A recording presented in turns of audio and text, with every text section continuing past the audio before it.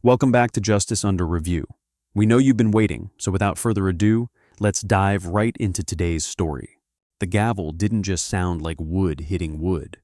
It sounded like the lid of a coffin slamming shut. In Courtroom 4B of the Cook County Courthouse in Chicago, Justice saw only what it wanted to see, and it hated what it saw in Jamal Hayes. She thought he was just another statistic, another man she could crush beneath her gavel to keep her conviction rates high and her ego fed. She mocked him, silenced him, and prepared to ruin his life, convinced she was untouchable. But Victoria made a fatal mistake. She didn't check who Jamal really was. She wasn't sentencing a criminal. She was humiliating the senior investigator for the State Commission on Judicial Conduct, the man the Attorney General had personally tapped to lead the case against her, and he was wearing a wire. The air in Courtroom 4B felt thick, heavy with floor wax and nervous sweat. But up on the bench, elevated above everyone else, Judge Victoria Langford looked as cool as ice. At 55, she was an institution, with steel-gray hair coiffed into a helmet of authority and eyes that could cut a defense attorney's argument in half before the sentence even finished. To the public, she was tough on crime. To the clerks, bailiffs, and public defenders who faced her every day, she was a tyrant. "Mr. Henderson," she sighed, flipping through the file without looking up. "Your client has been arrested for driving with a suspended license for the third time. Plea denied. Bail is set at $10,000. "Your Honor, 10,000? The public defender stammered. "He's a delivery driver. He makes minimum wage. That's effectively a remand." "Then perhaps he should have taken the bus," Victoria snapped, slamming the file shut. "Next." The bailiff, a heavy-set man named Hank Riley, looked down at his shoes. He hated days like this. Victoria was in one of her moods, sweeping through the docket and crushing lives with the casual indifference of someone swatting flies. The heavy oak doors at the back creaked open. Every head turned. Usually people entered quietly, trying not to draw attention. But the man who walked in moved with a specific kind of gravity. He was black, in his early 40s, tall and broad-shouldered. He wore a simple gray suit off the rack, slightly rumpled, the kind you buy when you need to look presentable but don't have a fortune to spend. He carried a battered leather briefcase. He didn't sit in the gallery. He walked straight through the swinging gate of the bar, the area reserved for attorneys and court personnel. Victoria stopped writing. She peered over the rim of her reading glasses. The silence in the room sharpened. The man walked to the empty prosecution table and stood there, silent, looking directly up at the bench. Victoria stared at him. She didn't recognize him. And in Victoria Langford's court, if she didn't know you, you were nobody. "Excuse me?" Her voice rang out sharp enough to slice glass. The man paused. "Yes, Your Honor." "I don't recall calling your case," she said, dripping with condescension. "And I certainly don't recall inviting you to stand inside the bar. The gallery is behind you." The man didn't move. He didn't flinch. He just held her gaze with a calm, unsettling intensity. "I'm not here for a case on the docket, Judge Langford." Victoria laughed, a short barking sound that lacked any humor. She looked at Hank Riley. "Miller, do we have a comedian in the court today, or just a wanderer?" She turned back to the man. "Listen to me closely. This is a place of law, not a shelter and not a social club. If you have business here, you file it with the clerk. If you are a defendant who missed his slot, you sit in the back and wait until I deign to acknowledge you. Now remove yourself from that table before I find you in contempt." The man's expression didn't change. He opened his briefcase. "I'm afraid I can't do that, Judge." The courtroom gasped. The public defender dropped his pen. Hank Riley's hand drifted toward his belt. Victoria's face flushed.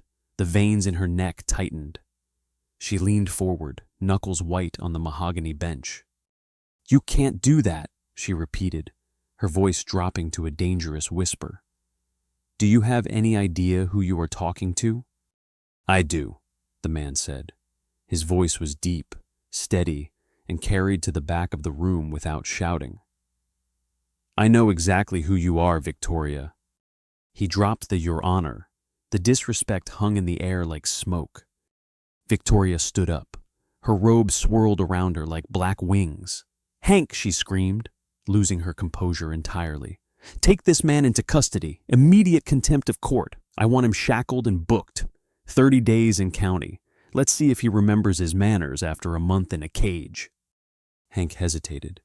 He looked at the judge, then at the man. There was something specific about him. Hank! Victoria shrieked. Hank took a step forward. Sir, you need to step back, he said, his voice pleading. The man turned his head slightly to the bailiff.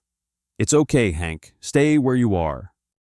Then he turned back to the judge. He reached into his inner jacket pocket. Don't you reach for anything, Victoria shouted, genuinely panicking now. He's armed, Hank. The man pulled out a leather wallet. He flipped it open. A gold badge caught the overhead lights, gleaming brightly. My name is Jamal Hayes, the man said, his voice cutting through the chaos like a knife. I am the senior investigator for the State Commission on Judicial Conduct, and I am the lead special prosecutor appointed by the Attorney General. The room went dead silent. I'm not here to be judged, Victoria, Jamal said, his eyes locking onto hers. I'm here to tell you that you are the subject of an active criminal investigation. For 10 seconds, the only sound in courtroom 4B was the hum of the vending machine in the hallway outside. Judge Victoria Langford sank back into her leather chair. The flush in her cheeks didn't fade. It turned a blotchy, sickly gray. The name Jamal Hayes was not unknown in legal circles. He was a legend, a ghost in the system.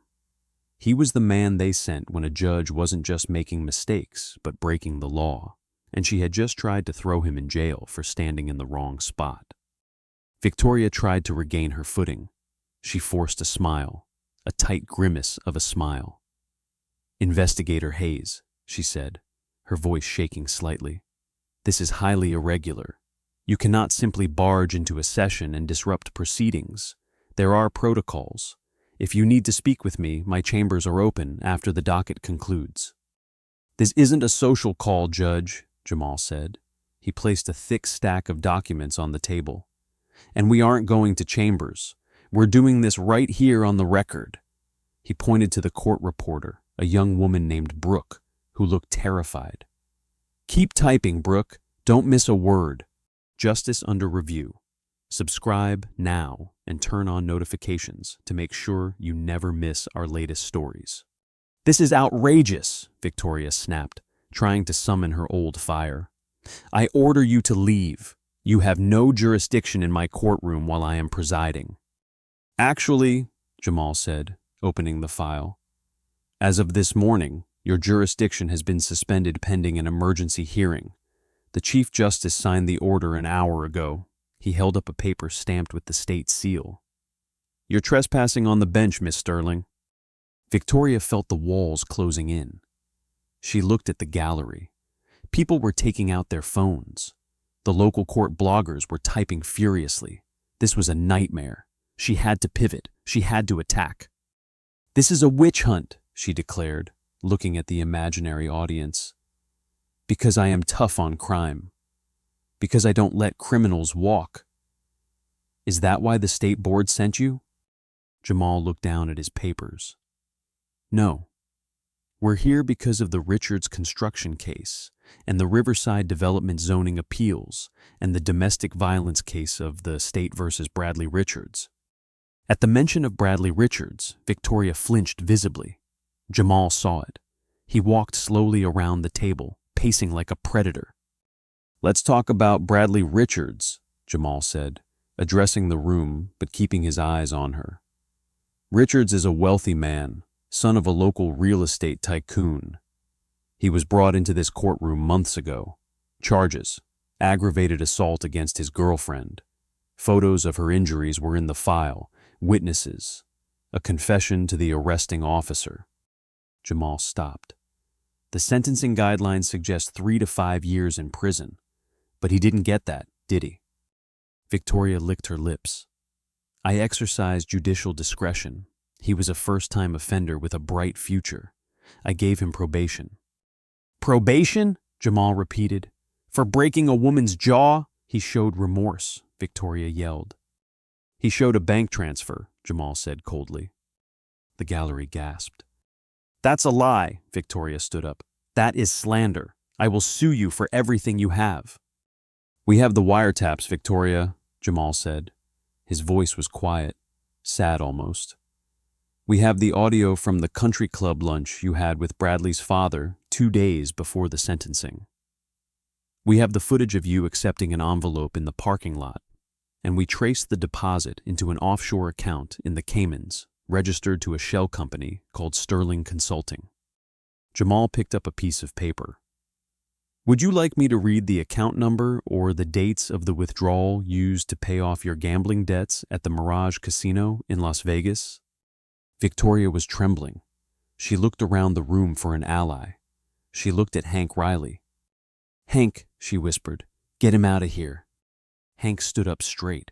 He looked at the woman he had protected for years, the woman who had screamed at him, belittled him, and forced him to enforce unjust rulings. He looked at Jamal Hayes, a black man who had walked into the lion's den with nothing but the truth. Hank crossed his arms over his chest. I'm sorry, Miss Sterling, Hank said loud and clear. I'm an officer of the law. I can't interfere with a criminal investigation. You traitor, she hissed. It gets worse, Jamal continued, flipping a page. See, the bribery is bad, but what you did to the victims, that's why I took this case personally. He pulled out a photograph. It was of a young black man. Do you remember David Elmore? Jamal asked. Victoria stared blankly. She sentenced hundreds of people. They were all just faces in a conveyor belt. He stood right where I am standing 2 years ago, Jamal said. He was innocent. He had video proof he was in another city when the robbery happened. But his public defender was incompetent. And you were in a hurry. You wanted to make your dinner reservation. You denied the motion to introduce the video evidence because it was filed an hour late. You sentenced him to 10 years. Jamal's hands clenched into fists. David Elmore died in prison 4 months ago. He was stabbed in the showers. The silence in the room was heavy, suffocating. You didn't just take a bribe, Victoria, Jamal said, his voice trembling with suppressed rage. You sold justice. You treated this courtroom like a drive-through window. You looked at men like David and men like me, and you decided we didn't matter. You decided we were nobodies. Jamal took a step up the dais, moving toward the bench. Well, I'm somebody now. He reached into his pocket and pulled out a warrant. Victoria Langford, you are under arrest for racketeering, obstruction of justice, bribery, and deprivation of civil rights under color of law. Victoria looked at the doors. She looked at the window. There was nowhere to run. You can't arrest a judge in her own robe, she whispered, tears of rage finally spilling over. Then take it off, Jamal commanded.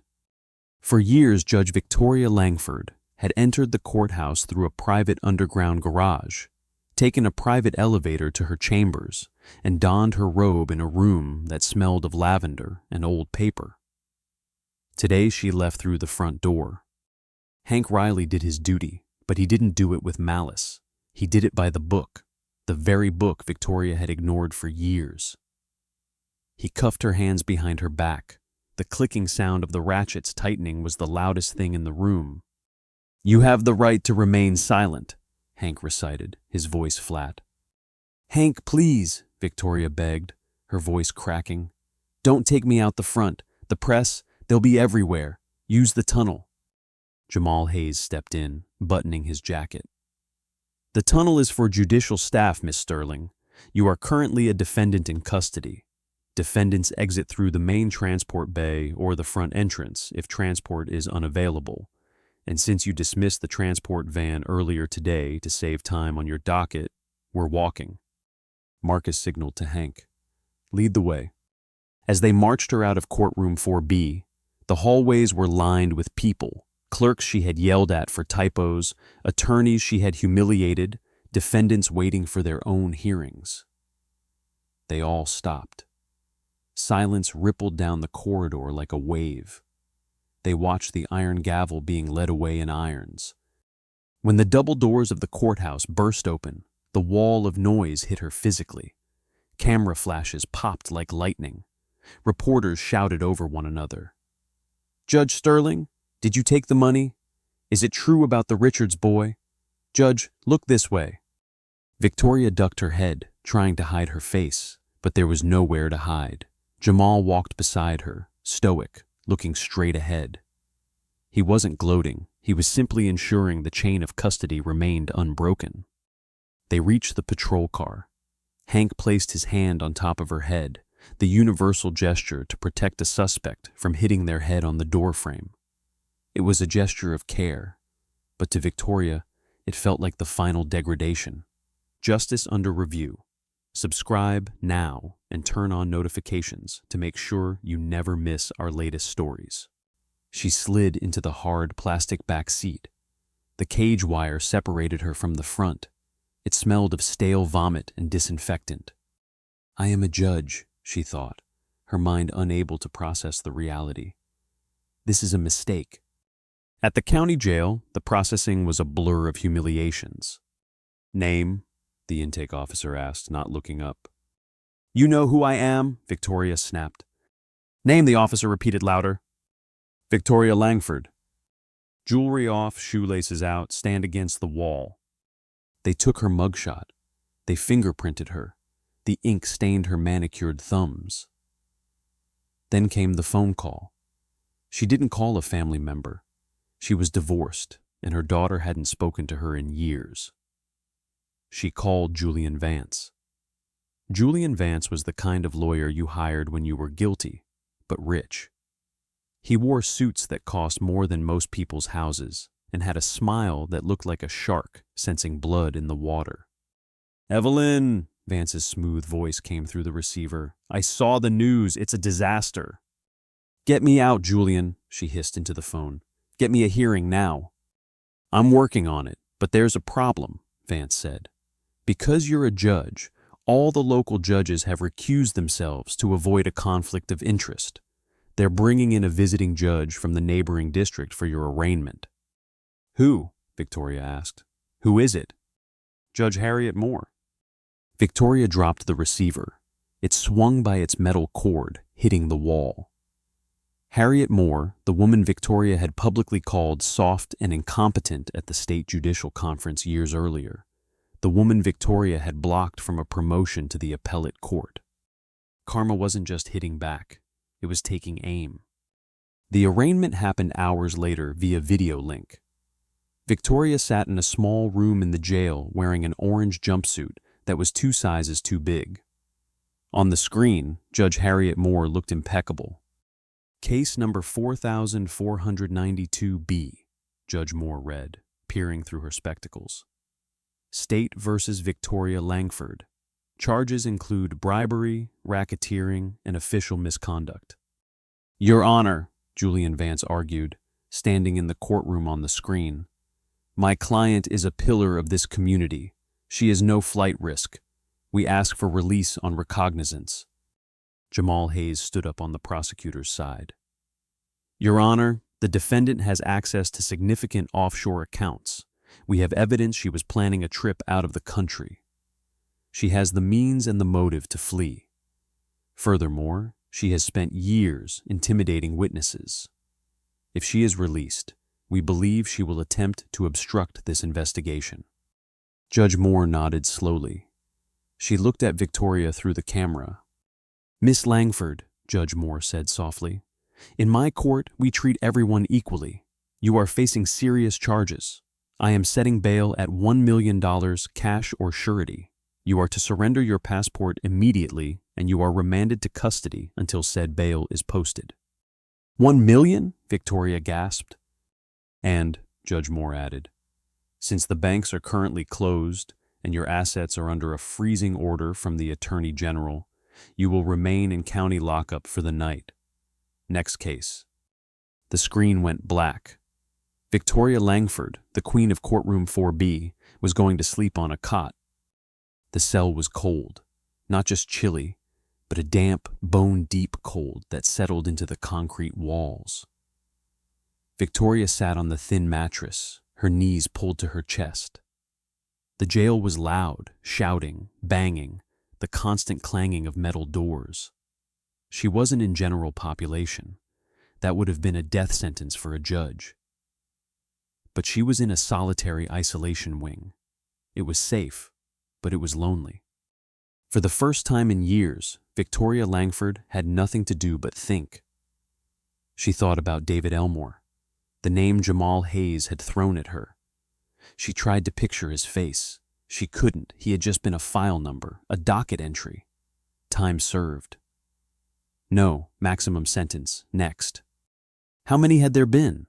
How many David Elmores? The next morning, Julian Vance arrived. He looked out of place in the visitation room with his Italian silk suit. He didn't look happy. I posted the bond, Vance said, sitting down opposite her. You'll be out in an hour, but we have a massive problem, Victoria. The evidence? It's not just the Richards bribe. Hayes isn't just looking at the cases. He's looking at the sentencing patterns. He knows about the pipeline. Victoria's blood ran cold. The pipeline? The juvenile facility? Vance nodded. Redwood Youth Center. Hayes subpoenaed their records this morning. He knows you were sending kids there for minor infractions. Kids who didn't need detention. He knows about the kickbacks from the construction company that built the center. Victoria closed her eyes. This was the buried secret. The one that could put her away for life. Who talked? She whispered. Sarah, your court clerk. Sarah? Victoria scoffed. She's a mouse. She's terrified of me. She was, Vance corrected, until Hayes sat her down and showed her that she was listed as a co-conspirator on the financial documents you had her sign. He offered her immunity. She gave him the ledger, Victoria, the one you kept in the safe. Victoria felt the room spin. The ledger. It had the names of everyone, not just her. The web went higher. We need to cut a deal, Vance said. If we give them the mayor, if we give them the senator, maybe you keep your pension and do 5 years instead of 20. No, Victoria said, her eyes hardening. The fear was evaporating, replaced by a desperate, cornered survival instinct. If I go down, I take them all down. But not yet. Hayes thought he had won. He thought he was the hunter, but he didn't know who protected her. Get me a meeting with Senator Harrison, Victoria said. Tonight after I'm released. Tell him the Redwood levee is about to break. He'll know what to do about Mr. Jamal Hayes. Meanwhile, across town, Jamal Hayes was sitting in a small, tidy living room in the suburbs. The house smelled of baking bread and grief. Sitting across from him was an elderly woman, Mrs. Elmore.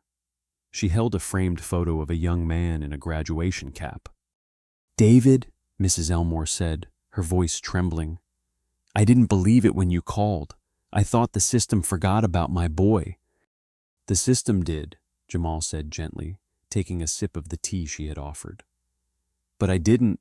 I was in the back of the courtroom that day, Mrs. Elmore. I was working undercover on another case, just observing. I saw what she did. I saw how she didn't even look at him. Justice under review. Subscribe now and turn on notifications to make sure you never miss our latest stories. Mrs. Elmore wiped a tear. He was a good boy. He was going to be an engineer. He was in the wrong place, and she treated him like trash. I promise you, Jamal said, leaning forward, she is going to answer for it, not just for the bribe, but for David. I'm adding a charge to the indictment. Deprivation of rights resulting in death. It carries a life sentence. Mrs. Elmore reached out and took Jamal's hand. Her grip was surprisingly strong. You be careful, Mr. Hayes. That woman, she's wicked, but the people behind her, they are devils. Jamal nodded. I know, I'm ready for them. Jamal left the house and walked to his car. The sun was setting, casting long shadows. He unlocked his door, but stopped. A piece of paper was tucked under his windshield wiper. He pulled it out. It wasn't a ticket. It was a photograph. It was a picture of Jamal's own daughter taken that morning at her elementary school playground. On the back, written in elegant cursive script, were 3 words: "Drop it or else." Jamal stared at the photo, his heart hammering against his ribs. This was the escalation he had expected, but it still hit him like a physical blow. They were threatening his family. He pulled out his phone and dialed a number. "This is Hayes," he said, his voice turning into cold steel. "Get a tactical team to my house. Secure my wife and daughter. Move them to the safe house. Authorization code black." He crumpled the photo in his fist. "You made a mistake, Victoria," he whispered to the empty street. "You didn't scare me. You just gave me permission to take the gloves off." Jamal got into his car. He wasn't going home. He was going to the one place Victoria Langford felt safe. He was going to crash her meeting with the senator. The war had just begun. Senator Victor Langston's estate was less a home and more a fortress disguised as a country manor. It sat on acres of pristine lawn guarded by high iron gates and men with earpieces who looked like they played linebacker for a living. It was late. Victoria Langford's Mercedes, driven by Julian Vance, crunched up the gravel driveway. "Let me do the talking," Vance warned as he killed the engine. "Harrison isn't like the local councilman you bully. He's the majority whip. He plays in the big leagues." "I don't care what league he plays in," Victoria snapped, adjusting her silk scarf. She was terrified, but she masked it with aggression. "He took millions from the Redwood construction kickbacks. If I go down, he's coming with me." They were ushered into the library. It was a cavernous room filled with leather-bound books that had never been read. Senator Langston stood by the fireplace, swirling a glass of amber liquid. He was a silver-haired man with a grandfatherly smile that didn't reach his shark-like eyes. "Victoria," Langston said smoothly. "Rough day at the office." "Cut the pleasantries, Victor," Victoria said, refusing the drink he offered. "Hayes has the ledger. He has Sarah. He knows about the juvenile detention scheme. I need this to go away. I need Hayes reassigned, fired, or stopped." Langston took a slow sip of his drink. "Stopped? Like you tried to stop him with that photo of his daughter?" Victoria froze. She looked at Vance. "I didn't send a photo." "I did," Langston said calmly. "A necessary precaution. But it seems Mr. Hayes is more resilient than we anticipated. And now you've brought his heat to my doorstep." Langston set his glass down. The grandfatherly warmth vanished.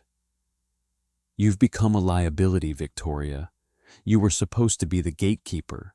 You were supposed to keep the money flowing and the inquiries quiet. Instead, you let a special prosecutor walk into your courtroom and put you in cuffs on live television." "I can fix it," Victoria pleaded, her voice rising. "I just need the witness list. If we can get to Sarah..." "Sarah is in protective custody," a voice boomed from the shadows of the doorway. Victoria spun around. Vance jumped to his feet. Jamal Hayes stepped out from behind the heavy velvet curtains of the patio entrance. He was holding a small black device in his hand, a digital recorder. "How did you get in here?" Langston demanded, not looking scared but annoyed. "Security." "Your security is currently napping by the gate," Jamal said, walking further into the room. He looked exhausted, his eyes rimmed with red, but his hand was steady. "And don't bother reaching for that phone, Senator. I didn't come alone." Outside, the red and blue lights of police cruisers silently flooded the driveway, reflecting against the library windows. "You're trespassing," Langston sneered. "I have immunity." "Not for conspiracy to commit kidnapping," Jamal said, holding up the photo of his daughter that he had received earlier. "We traced the courier who left this on my car. He gave up the contractor.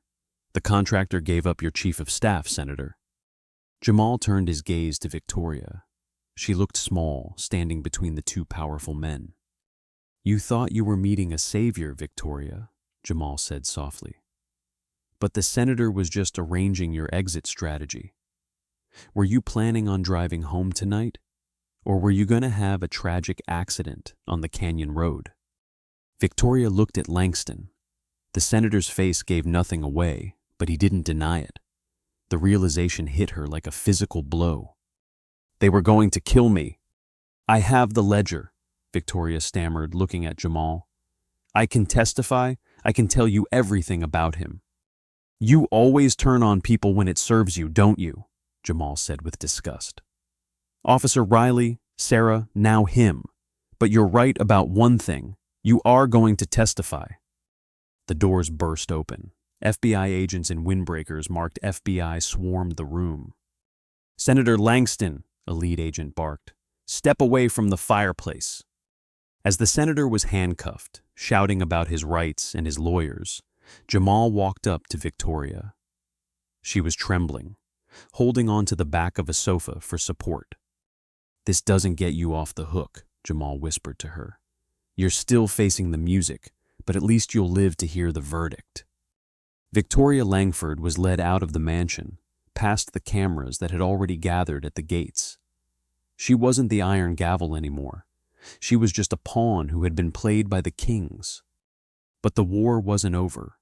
Julian Vance was still free, and he was already on his phone planning the defense of the century. The trial of the state versus Victoria Langford began months later. It was the hottest ticket in the city. The courtroom was packed. The air conditioning was working this time, but the heat in the room was palpable. The prosecution had a mountain of evidence, but the defense had Julian Vance, and Vance knew that in a jury trial, facts mattered less than the story. Justice under review. Subscribe now and turn on notifications to make sure you never miss our latest stories. His strategy was simple: destroy the credibility of the accusers. The first days went by with technical financial testimony. The jury looked bored. Then came the turning point. Sarah, the former court clerk, took the stand. Sarah looked terrifyingly young. She wore a modest blue cardigan and kept clutching a tissue.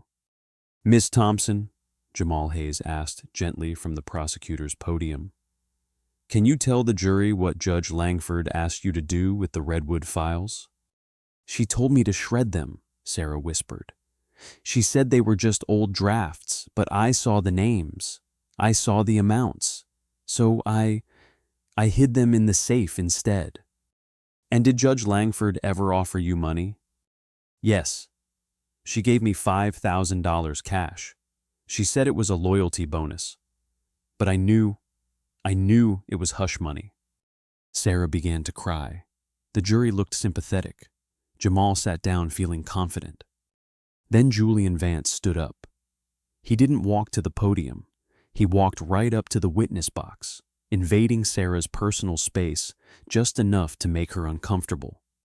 Miss Thompson, Vance purred, you say you hid the files because you were suspicious.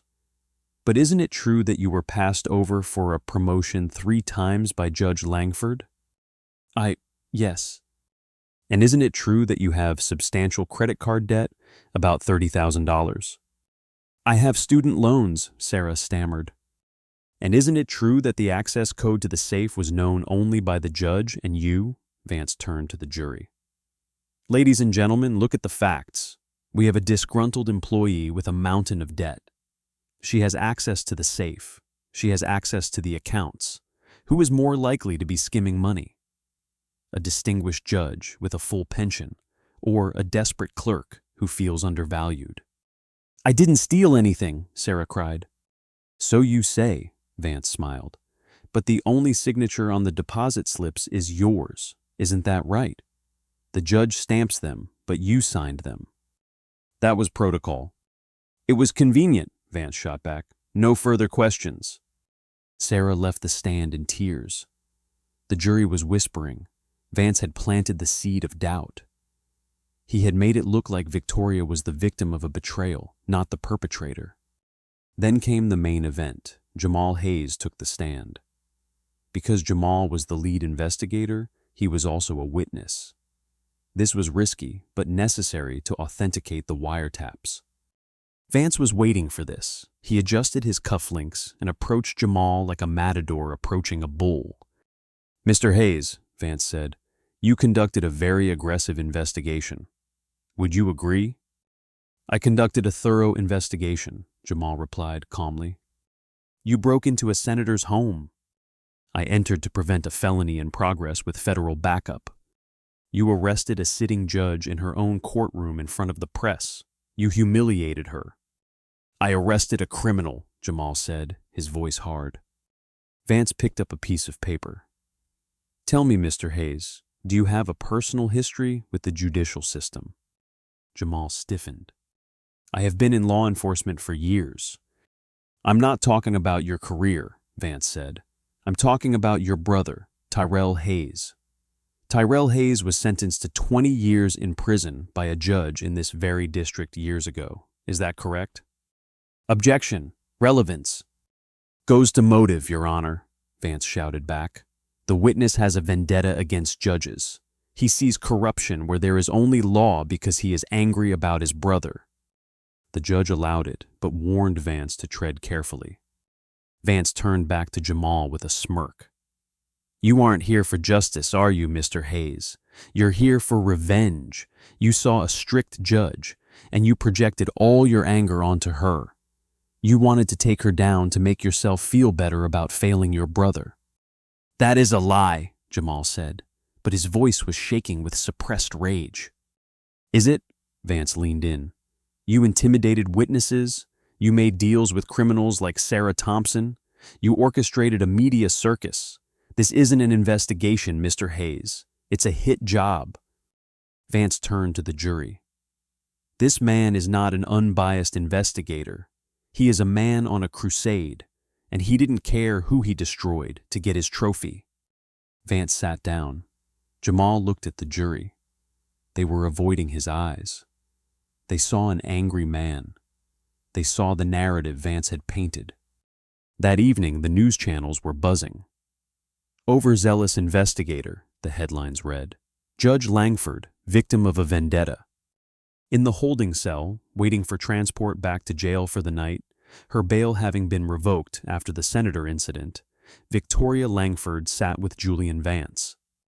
"You were brilliant, Julian," she said, a glimmer of her old arrogance returning. "Did you see the jury? They hate him. We have them." Vance nodded. "The reasonable doubt is the size of a truck. If we keep this up, you'll be acquitted on the major charges. You might get a slap on the wrist for misconduct, but you won't go to prison." Victoria smiled. She leaned back against the concrete wall. I told him he was nobody. He should have listened." Back in his office, Jamal sat in the dark. The case was slipping away. The jury was confused. The narrative was lost. He needed something else. The wiretaps were good, but Vance had explained them away as out of context. The financial records were complex and boring. He needed a smoking gun. His phone buzzed. It was an unknown number. "Hayes," he answered. "Mr. Hayes," a voice whispered. It sounded like an old man.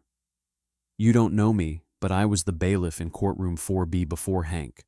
I retired years ago." "I'm listening," Jamal said, sitting up. "Victoria kept something else," the old man said.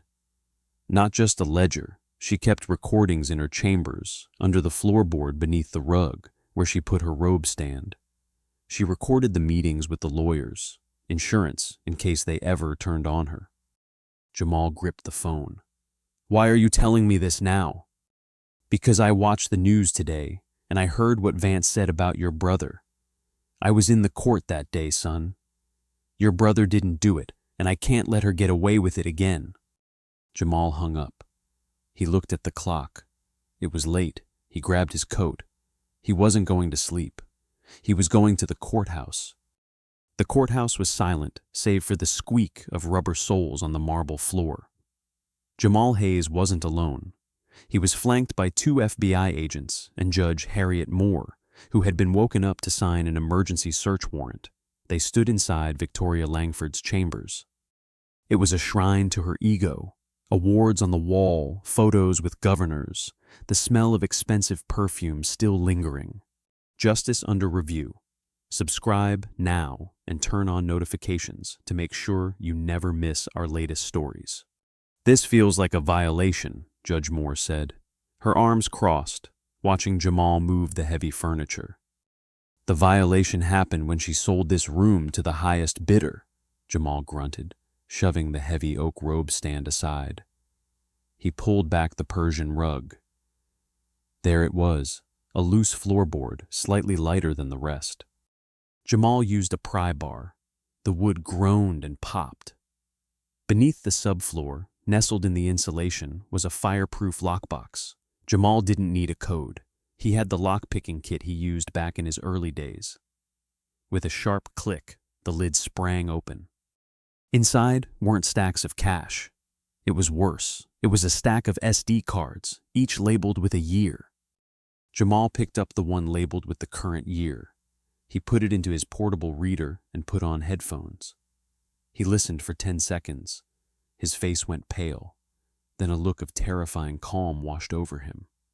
"Judge Moore," Jamal said, handing her the headphones. "You need to hear this, and so does the jury." The courtroom was buzzing with electric energy. Julian Vance stood up, buttoning his suit jacket.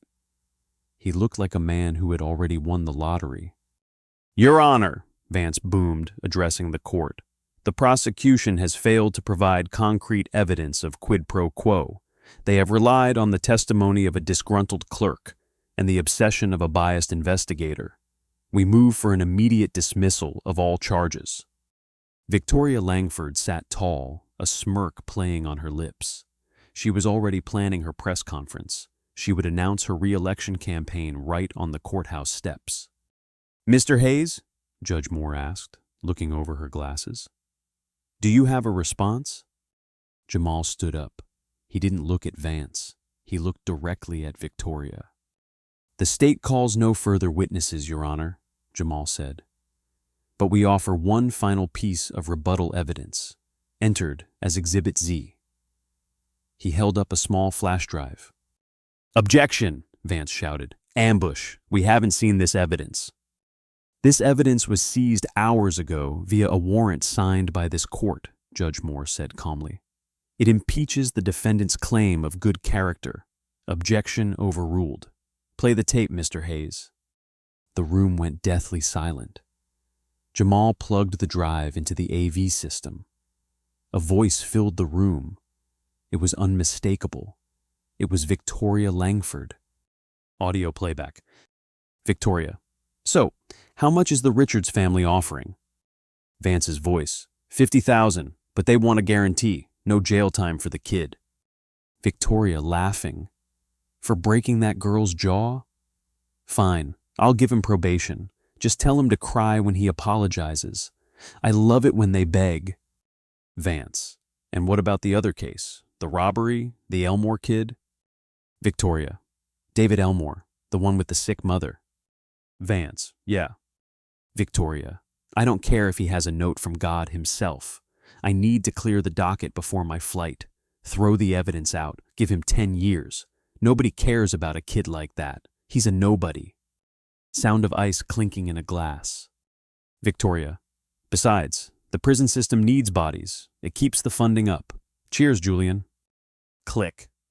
The silence that followed was louder than a scream. Every juror was staring at Victoria Langford with a look of pure revulsion. The press gallery was in an uproar. Julian Vance slowly sat down. He put his face in his hands. He knew it was over. He was on the tape too. He wasn't just her lawyer anymore. He was her co-defendant. Victoria stood up. Her face was white as a sheet. That's doctored. That's AI. I never said that." "Sit down, Miss Langford," Judge Moore commanded.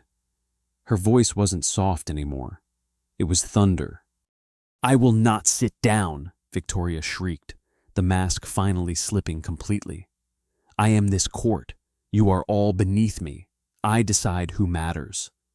"Me, sheriffs," Judge Moore said coldly. "Restrain the defendant."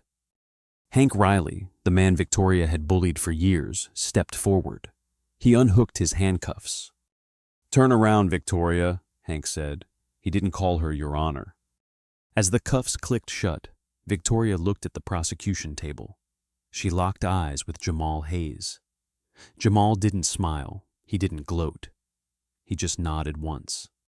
"You're nobody now," the nod said. The jury deliberated for less than an hour. "Guilty, guilty, guilty," on all counts. Judge Harriet Moore didn't wait for a sentencing hearing. She waived the delay. "Victoria Langford," Judge Moore said, looking down from the bench. "You were entrusted with the sacred power of the law. You used it to enrich yourself and destroy the vulnerable. You called David Elmore a nobody, but his life mattered, and because of your greed, he is dead." Judge Moore took a breath. "I sentence you to 30 years in the state penitentiary, no possibility of parole for 20 years, and I am ordering that you serve your time in the general population." Victoria gasped. "General population? You can't. They'll kill me." "You should have thought about that when you sent them there," Judge Moore said. She banged her gavel. It sounded like a gunshot. "Court is adjourned." Months later, the state penitentiary for women was loud, smelling of bleach and despair. In the cafeteria, a woman in a gray jumpsuit sat alone at a metal table. Her hair was chopped short, lice protocol. Her hands were rough from scrubbing floors in the laundry detail. Victoria Langford stared at her tray of gray mash. "Hey!" a voice called out. Victoria flinched. She looked up. Standing there was a tall, tough-looking woman with tattoos up her neck. "You're the judge, right?" the woman asked. "The one who gave me 5 years for a bounce check." Victoria trembled. I was doing my job." "Your job?" the woman sneered. She knocked Victoria's tray onto the floor. The food splattered everywhere. "Clean it up," the woman ordered. Victoria looked around for a guard. The guard on duty was watching. He saw it happen. He turned his back and walked away. Victoria fell to her knees. She grabbed a napkin and started wiping up the mess.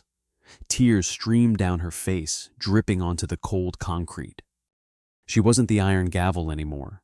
She wasn't rich. She wasn't powerful. She was just a number. She was just a cleaner. She was a nobody. And miles away in a quiet cemetery, Jamal Hayes placed a fresh bouquet of flowers on a grave that read, "David Elmore, beloved son." "You can rest now, David," Jamal whispered. "The debt is paid." Jamal stood up, buttoned his coat against the wind, and walked away. His job was done. The scales were balanced. And that is the story of Judge Victoria Langford, a woman who thought she was a god, only to find out she was just a criminal in a robe. It's a brutal reminder that power doesn't make you right, and position doesn't make you untouchable. Victoria built her empire on the suffering of people she thought were nobodies, but in the end, it was a nobody who brought her down. This story shows us that the truth has a way of coming out no matter how deep you bury it under floorboards or legal briefs.